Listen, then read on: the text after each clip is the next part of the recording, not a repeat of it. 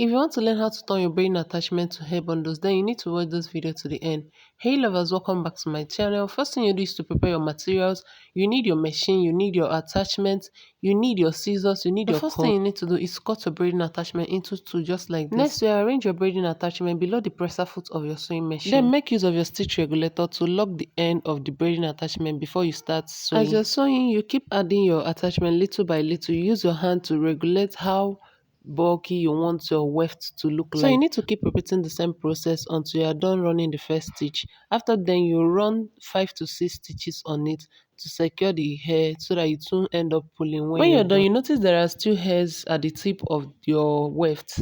Then it's time for us to fold it. As you can see in this video, I'm trying to fold it. Then you place it below the presser foot of your sewing machine. So you use your stitch regulator to secure the ends of the hair before you start sewing. So when you are sewing, make sure you sew exactly on that black thread that you're seeing. So I will leave you to watch the video so that you understand what I mean.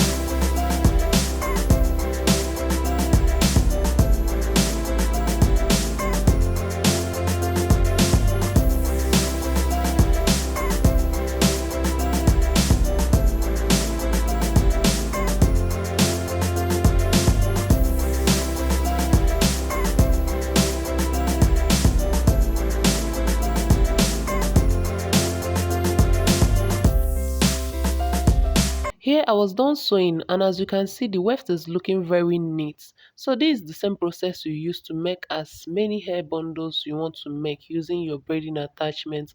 Next, we get our scissors. You can see the tip, the SSs that are there. Then we cut it so that it will be short. You don't need it to be too long. So when you're doing this, you have to be careful not to cut the long hairs too. You just have to cut only the short hairs. Be careful while doing this so you not end up ruining all you've done.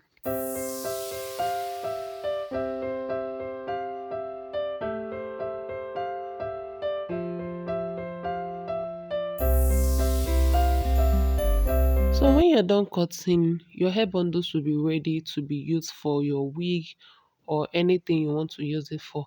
Thank you so much for watching. Don't forget to give this video a big thumbs up.